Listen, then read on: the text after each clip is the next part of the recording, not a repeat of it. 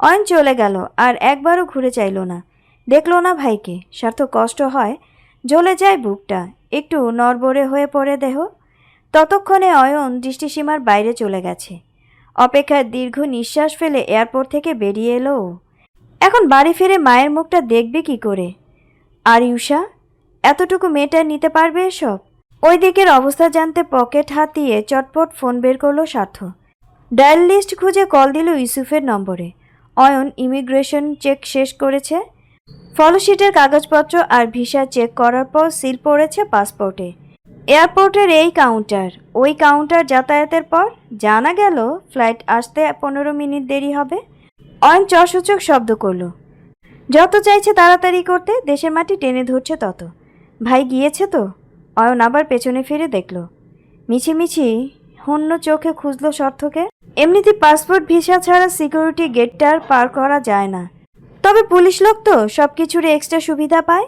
অয়ন বলাকা লাউঞ্জের দিকে এগুলো, সাথের বড় ট্রলিটা কাউন্টারে জমা আছে। হিথ্রোতে নামার আগ পর্যন্ত হাতে আর আসবে না। সাথে পিঠের কালো ছোট ব্যাগটা ছিল শুধু, ওটা সোফায় নামিয়ে রেখে বসলো ও। ব্যাগের প্রয়োজনীয় কাগজপত্র, পাসপোর্ট, ভিসা আর একটা হুডি আছে। হিথ্রোতে ঠান্ডা লাগে অনেক। ও কি ভেবে ফোন বের করলো। স্ক্রিন জ্বালাতেই ভেসে উঠল তুষির মৃদুর মুখখানি। পার্টিতে ওদের পাশাপাশি কিছু ছবি তোলা হয়েছিল। কালো স্যুট পরা অয়ন আর সাদা গাউন পরিহিত তুষিকে কি চমৎকার মানিয়েছিলই না। ভাইয়া তো বেশি লম্বা, তুষি ওর বুকের কাছে পড়ে থাকে। সেখানে অয়নের বেলায় তুষির মাথাটা ওর ঠিক কাত অবধি আসে। স্ক্রিনে তুষির মুখের উপর আঙুল চাপাতে গিয়েও অয়ন সচকিত হলো। না, ও আর তুষিকে নিয়ে ভাববে না, এক দণ্ডও না। অয়ন তাড়াহুড়ো করে ওয়ালপেপার চেঞ্জ করে একটা স্থেটোর ছবি দিয়ে রাখলো। পরপর ফোনে স্লাইড টেনে বার করলো সিমটা। সেকেন্ড আঙুলে ঘুরিয়ে ঝিম ধরে থেকে শেষে ছুঁড়ে ফেললো দিল বিমে। আস্তে আস্তে সব স্মৃতি মুছে ফেলবে ও। গ্যালারিতে তুষির যত ছবি আছে, গন্তব্যে পৌঁছে তাও মুছে দেবে। ফোনটা রাখলো অয়ন। এর মাঝে 3 মিনিট কেটেছে, এখনও 12 মিনিট বাকি। এতটা সময় কাটাবে কি করে? অয়ন কফি অর্ডার করলো। হঠাৎ মনে পড়লো ব্যাগে বই আছে। প্লেনে 10 থেকে 13 ঘন্টা জার্নিতে সময় কাটানোর জন্য একটা নিয়েছিল। এটা ওর অভ্যেস, দূরে জার্নি বা কোথাও ক্যাম্পেইনে গেলে সাথে বই রাখা। ব্যাগের চেইন টেনে বই বের করলো অয়ন। তুলতে গিয়ে ব্যাগ থেকে চার্জার পড়ে গেল। অয়ন বইটা সোফায় রেখে চার্জার তুলতে ঝুঁকলো। পাশের সিটে হুড়মুড়িয়ে গতিতে বসলো কেউ একজন। ভীষণ তাড়া লোকটির, অথচ উনার বসার তোড়ে বইটা ঝুপ করে পড়ে গেল মেঝেতে। লোকটি জিভ কেটে বলল, so sorry. It's okay. Ayan বই নিতে ঝুঁকলো, অথচ কুঁচকে এলো ভ্রুটা। বন্ধ বইয়ের ভাঁজ থেকে কিছু একটা বেরিয়ে এসেছে। কাগজ। চার্জার, বই আর কাগজটা হাতে নিয়ে সোজা হলো অয়ন। বাকিগুলো নামিয়ে রেখে মেলল কাগজটা। তুরন্ত চোখজোড়া কপালে চলে গেল। তুষির হাতের লেখা। এই লেখা তো তুষির। ইউষাকে না পেয়ে মেয়েটা যখন ওর কাছে পড়তে আসতো তখন দেখেছিল অয়ন। কি লিখেছে তুষি? অয়ন সতর্ক হয়ে লেখা পড়তে নিল। অসংখ্য কাটাছেঁড়া আর বানান ভুল দিয়ে ভর্তি একটা চিঠি। প্রতিটা লাইনে ভুল, শব্দে ভুল। অয়নের চোখে ধরা দিচ্ছে পড়তে গিয়ে। শুধু আর একমাত্র তুষির লেখা বলে খুব কষ্টে মনোযোগ ধরে রাখল সে। প্রথম দিকের কথাগুলো অয়ন জানে। তুষি স্বার্থর ভালোবাসা, জীবন আর কাউকে সেই জায়গা দিতে পারবে না, ব্লা ব্লা ব্লা। এসবের উদাহরণ বিগত কয়েকদিন পেয়ে গেছেও, নতুন কিছু নেই। অয়ন তুচ্ছ চিন্তায় হাসল। পড়তে পড়তে হঠাৎ এক লাইনে এসে আটকে গেল অয়ন। আপনি জানেন ওই মেয়েটা আপনাকে ঠিক কতটা ভালোবাসে? একদিন নয়, 2 দিন নয়, সেই ভালোবাসার সময়সীমা বহু বছরের অয়ন ভাই। চিঠির এই অবধি এসে অয়নের বুকে কোপ পড়ল। কুঠারের নয়, তলোয়ারেরও নয়, বিস্ময়ের এক ধারালো কোপে খণ্ড বিখণ্ড হয়ে গেল সে। রক্তে রক্তে যেন গোটা শরীর ডুবে গেল অয়নের অস্তিত্ব। আকাশ ভেঙে মাটিতে ছিটকে পড়ার চেয়েও ভয়াবহতা নিয়ে থরথর করে কাঁপল পায়ের জমিন। পুরো দুনিয়া ভস্ম হয়ে আগুন ধরল যেন। ইউষা ওকে ভালোবাসে? এ কথাটা অয়নের মাথায় কোষে বেজে বেজে পড়ল। বক্ষস্পন্দনের এক কোণে টান লাগলো সজোরে। চোখের সামনে ভেসে উঠল সেই ছোট্ট মেয়েটার মুখ। ফ্রক পরা থেকে একদম পরিণত মেয়ে হতে দেখেছে যাকে, সেই ইউষা।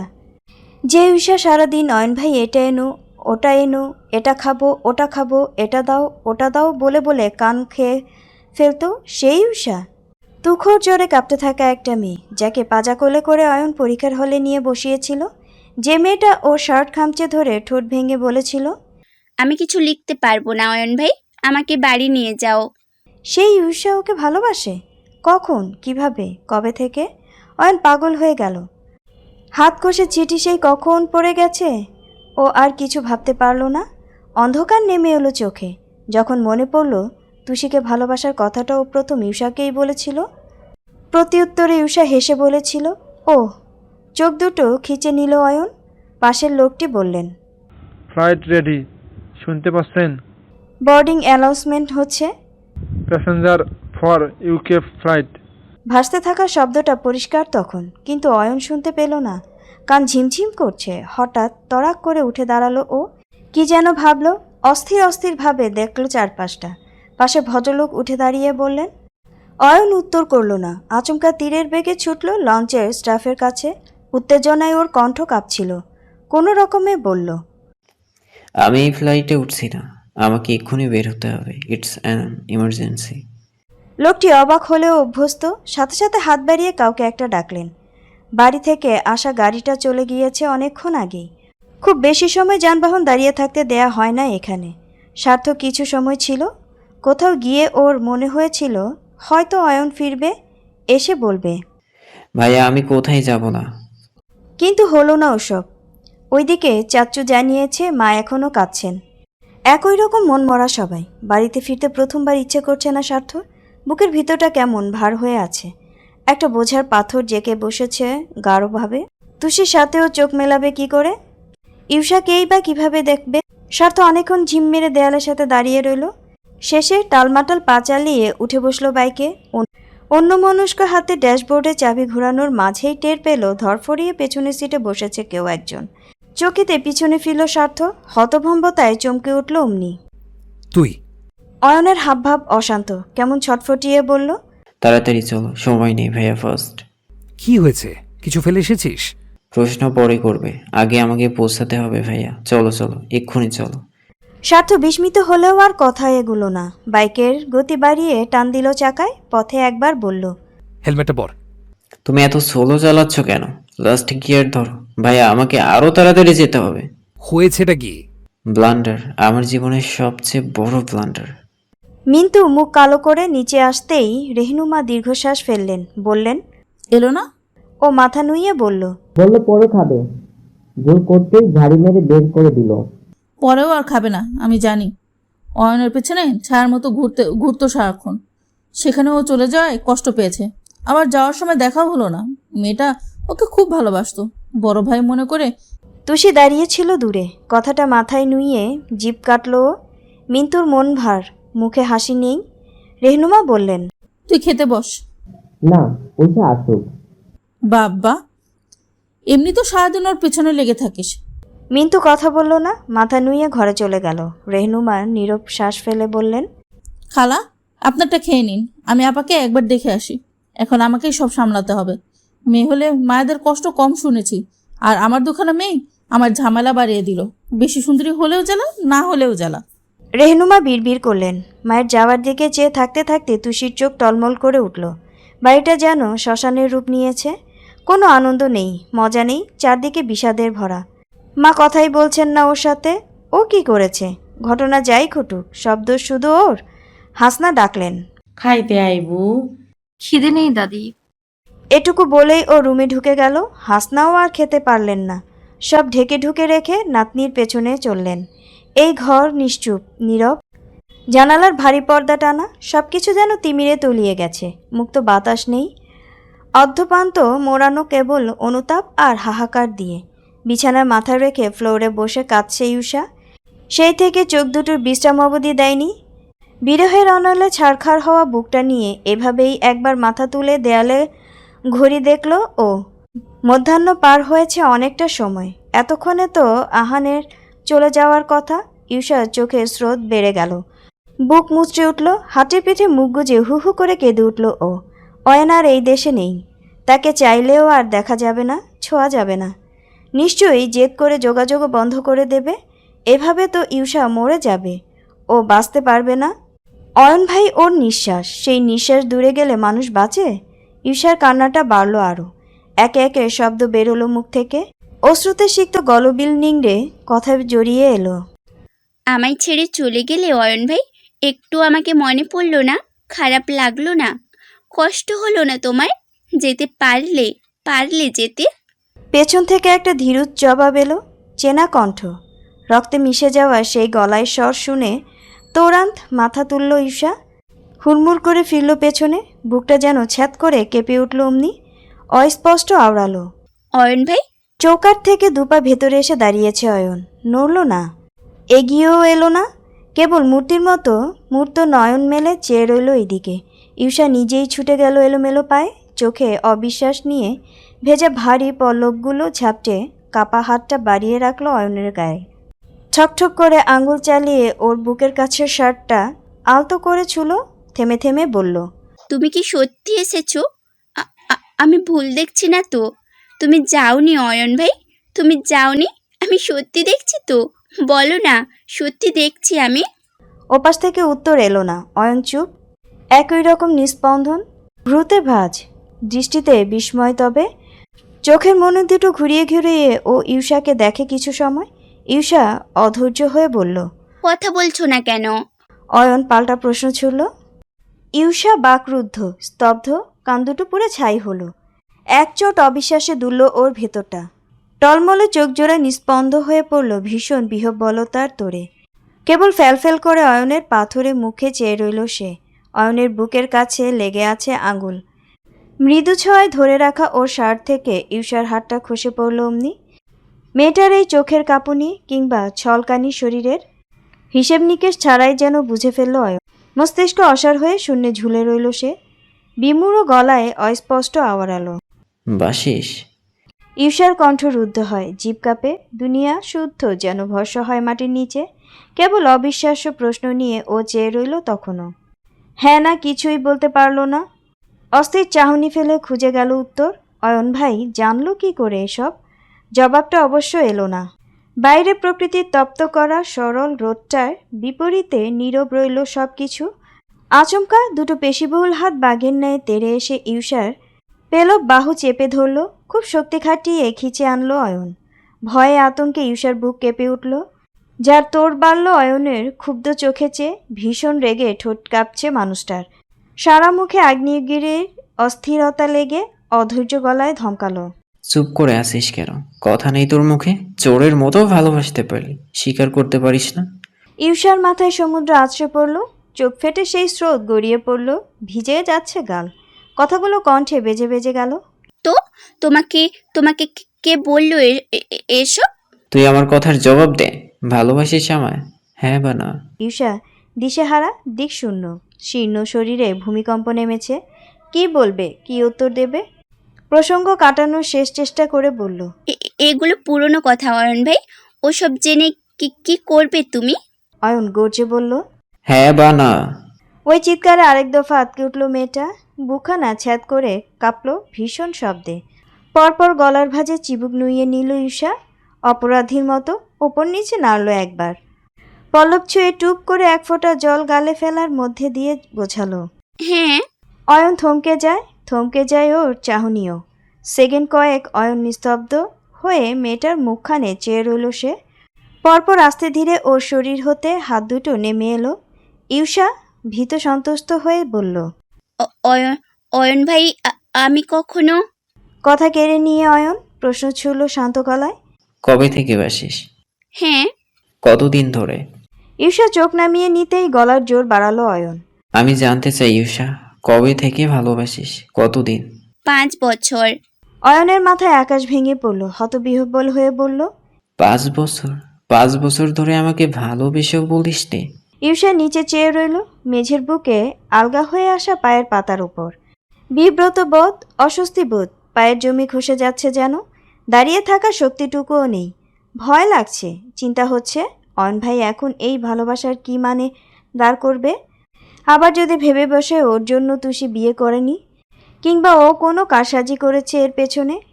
ঠিক তক্ষুনি কাউচে ধপ করে বসে পড়ল অয়ন। চেহারা এক প্রস্থ বিধ্বস্তের ছাপ তার। ইউষার আতঙ্ক যেন লাগাম ছুঁয়ে গেল, চমকে ডাকলো। অয়ন ভাই। অয়ন সাড়া দিল না। হাঁটুর উপর মুখ ঝুঁকিয়ে মেঝে চেয়ে রইল সে। ইউষার শ্বাস উঠে এলো গলায়। হড়বড়িয়ে বলল, অয়ন ভাই, আমাকে ভুল বোঝো না। আমি চাইনি তুমি কষ্ট পাও। তুমি যেদিন থেকে তুষিকে ভালোবাসার কথা আমাকে জানিয়েছিলে, আমি তো সেদিন থেকেই তোমার থেকে দূরে দূরে থাকতে চেয়েছি। আমি আমি কখনো চাইও নি এসব, তুমি জানো। আমি চেয়েছিলাম তুমি আর তুষি ভালো থাকো, তোমাদের সংসার হোক। বিশ্বাস করো, আমার কোনো অসৎ উদ্দেশ্য ছিল না। আমি জানতাম না তুষি পালিয়ে যাবে। আমাকে একটু বিশ্বাস করো অয়ন ভাই। আমি শুধু। অয়ন চেঁচিয়ে উঠে ক্রুদ্ধ স্বরে। চুপ। দু কাজ ছলকে উঠল ইউষার। কথা থেমে যাওয়ার সঙ্গে ঠোঁট দুটো ঠকঠক করে একচোট। অয়ন এক হাত দিয়ে উদ্ভ্রান্তের ন্যায় নিজের সারা মুখ ঘষল। এলোমেলো লাগলো ওকে দেখতে, যেন কিছু হারিয়ে গেছে, খুব দামি কিছু, কিংবা প্রিয় কোনো জিনিস জোর করে ছিনিয়ে নিয়েছে কেউ। এই চিহ্নটা ঠিকরে এলো কণ্ঠ হতে। কেমন হাহুতাশ করে উঠল অয়ন। একটা বাচ্চা মেয়ে যে আমার চোখের সামনেই একটু একটু করে বড় হয়েছে, সেই মেয়েটা 5 বছর ধরে আমাকে ভালোবাসে, আর আমি টেরও পেলাম না। আমি এতটা নির্বোধ, এতটা এতটা ব্রেইনলেস আমি। তুরান ছুটে এসে হুড়মুড় করে ফ্লোরে ওর পায়ের কাছে বসে পড়ল ইউষা। কিছু বলতে নিল, দম টেনে অয়ন আটকে দেয়। কেমন করে বলল, তুই আমাকে আগে কেন বলিসনি উষা? কেন লুকিয়ে রেখেছিলি? তাহলে হয়তো আমার জীবনে এত বড় ভ্যালেন্টাইনটা ঘটতো না। তুই আমাকে ভালোবাসিস জানলে আমি কোনোদিনও তোর বোনের দিকে হাত বাড়াতে যেতাম না। এখন এই ভুল আমি কি দিয়ে মুছবো, কি দিয়ে আটকাবো নিজেকে? আমি এখন তোকে কোথায় রাখবো ইউষা? আমার বুকে আর জায়গা নেই, এখানে সব নিঃস্ব হয়ে গেছে। ইউষার চোখ ভরে গেল ফের। ঠোক টিপে নিতে চেয়েও পারল না। চিবুক নুইয়ে ফুপিয়ে উঠল ও। অয়ন গাঢ় মোলায়েম স্বরে এক ফালি আক্ষেপ নিয়ে বলল, আমি তোকে কোনো দিনও ভালোবাসতে পারবো না। এইবার ঝরঝর করে কেঁদেই ফেলল মেয়েটা। বাঁচতে হবে না অয়ন ভাই, হবে না বাঁচতে। আমি তোমাকে ভালোবাসি মানে বিনিময়ে তোমাকেও ভালোবাসতে হবে না। তুমি শুধু থেকে যাও অয়ন ভাই, যেও না। এই বাড়ি ছেড়ে, আমাদের ছেড়ে কোথাও যেও না তুমি। থেকে যাব? এত কিছুর পরেও বলছিস এ কথা? তোর খারাপ লাগবে না, কষ্ট হবে না?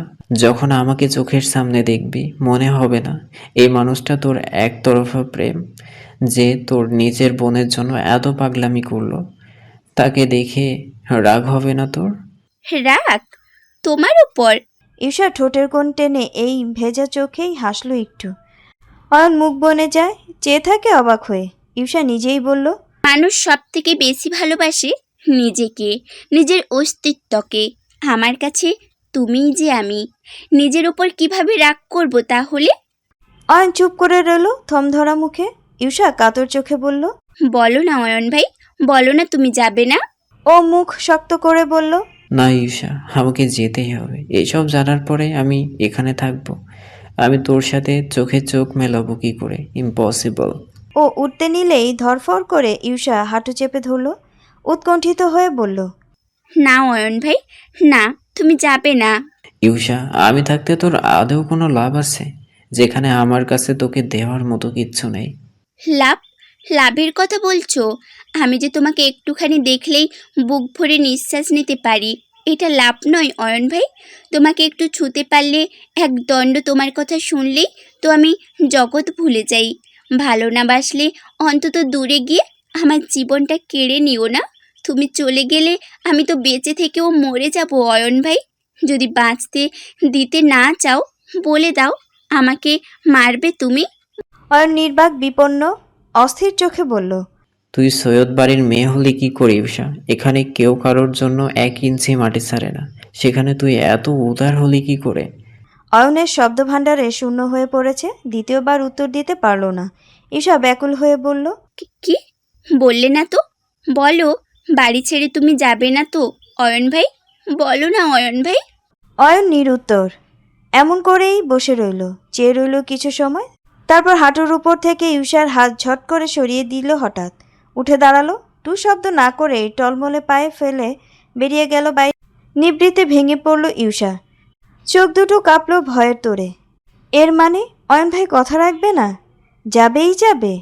মেয়েটি হাল ছাড়ল না। অয়ন ভাই শোনো, বলতে বলতেই পিছু পিছু ছুটল। তবে ততক্ষণে অয়ন সিঁড়িতে নেমে গেছে। ইউষার সব বিষাদ তলিয়ে গেল কোনো নিকষ কালো গুহায়, আশা প্রত্যাশা ডুবে যাওয়ার দৃশ্য দেখতে।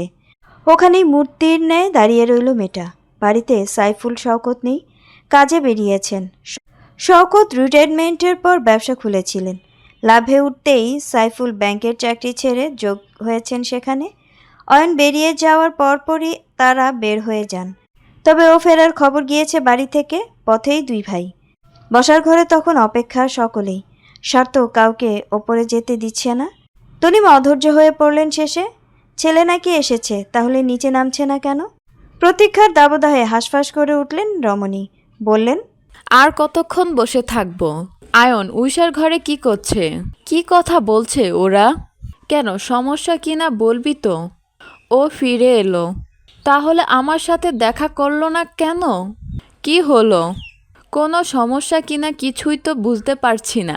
রেহনুমা বললেন, আমিও না, চিন্তা হচ্ছে এবার।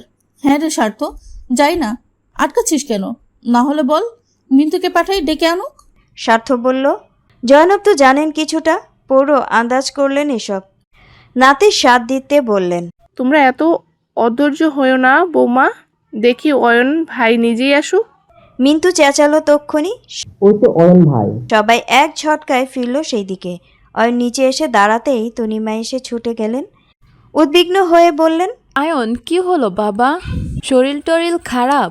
ফিরে এলি যে, বল না শরীর খারাপ তোর? অয়ন উত্তর দিল ছোট শব্দে। না। তনিমা আরো ব্যগ্র হয়ে পড়লেন। দুহাতে ছেলের দুই বাহু ধরে বললেন, তাহলে নিশ্চয়ই মাকে ছেড়ে যেতে পারছিস না, তাই তো? কি দরকার তোর যাওয়া? আমি তো বলছি বাবা, থেকে যা, আমার কাছে থাকবি তো বাবা? আর যাচ্ছিস না তো? বল না, আর যাবি না তো? ওইসব ফেলোশিপ টিপ আমার লাগবে না। এত ডিগ্রির টাকা আমার কোনো উচ্চ ডিগ্রির কিচ্ছু দরকার নেই। তুই আমার বুকের কাছে থাক, সায়নটা নেই, অন্তত শেষ অবধি তোদের দুই ভাইকে কাছে নিয়ে বাঁচতে চাই। বল না, যাবি না তো? অয়ন সময় নিল, অনেকটা সময়। শেষে ফোঁস করে শ্বাস ফেলে বলল, যাব না। সঙ্গে সঙ্গে বসার ঘরে বিস্ময়ে তিমিরে তলিয়ে একটা সূর্য বসলো যেন।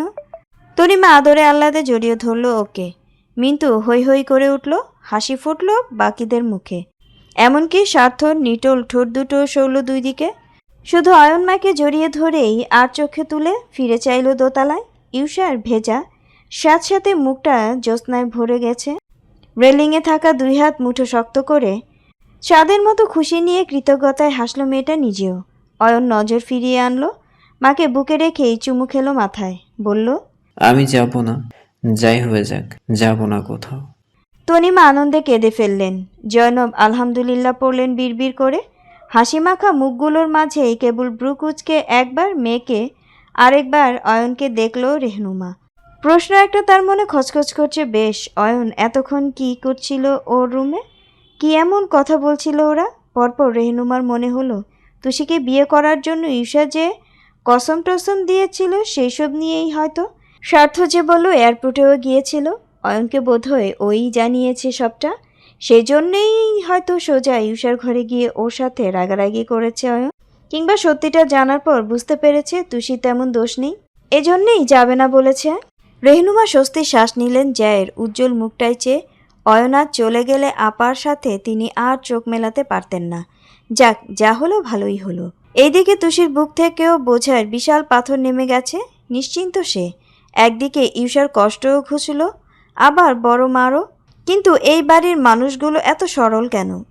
এই যে অয়ন বাড়িতে এসেই একদম শটান গিয়ে ঈশার ঘরে ঢুকলো, ডানে মামে কোথাও চাইল না। এ নিয়ে কেউ একটু খারাপও ভাবল না, সন্দেহও করলো না। আর মা যখন জানবে ঈশা আসলে অয়ন ভাইয়াকে চোখে দেখে না, বিস্ময়ে মা অজ্ঞান হয়ে যাবে না? তখন কি ওকেই চড় মারবে? বলবে তোর জন্যই হয়েছে এসব? তুষি মনশ্বাস ছাড়ল। এ ভাবনার মাঝেই আচমকা পিছু ঘুরে সরাসরি চাইল অয়ন। সোজা সাপটা চোখাচোখিতে বিব্রত বোধ ভেগাচেকা খেয়ে গেল তুষি। পরপরই অয়নকে এড়িয়ে আসতে সে অপ্রস্তুত হয়ে পড়ল।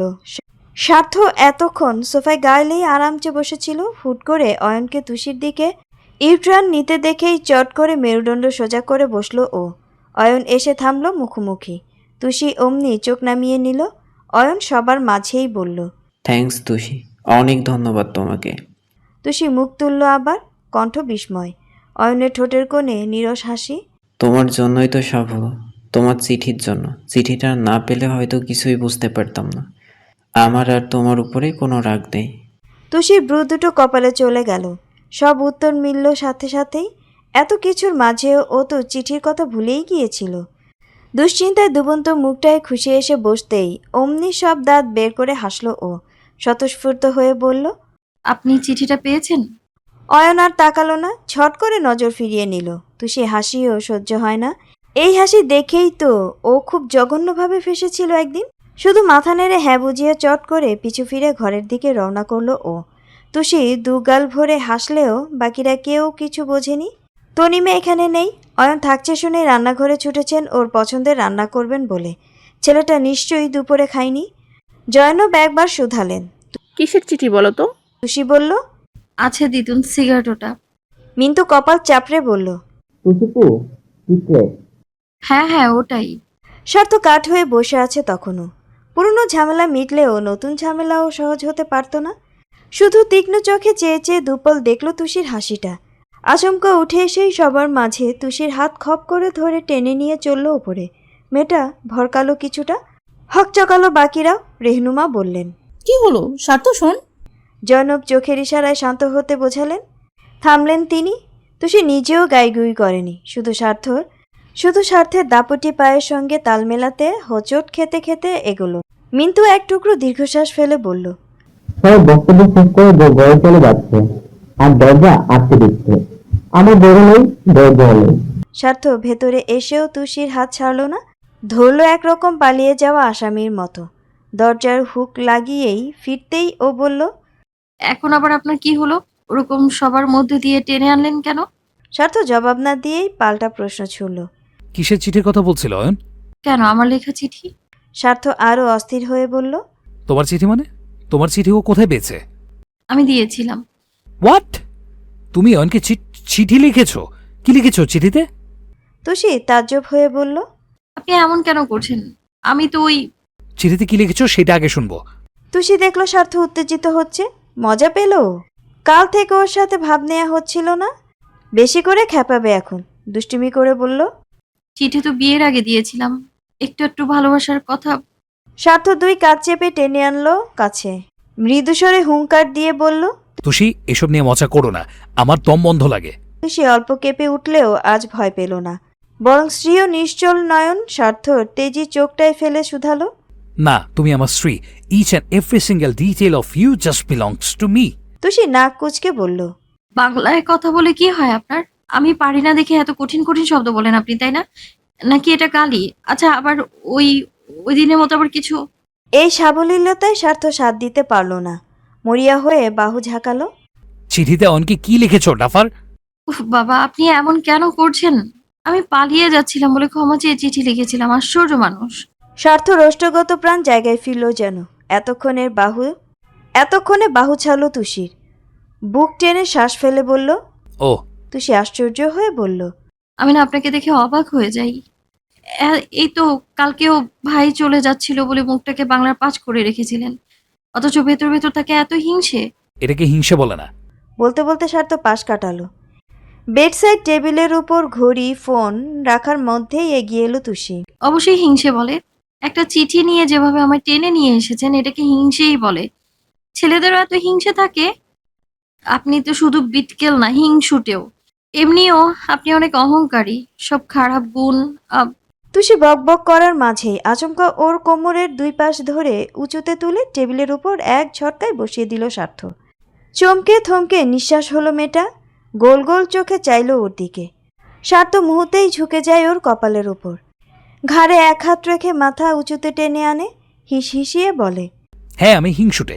তোমার ক্ষেত্রে তোমার পাশে অয়ন্ত দূর। নিজেকে ছাড়া আমি কাউকে মানতে পারি না।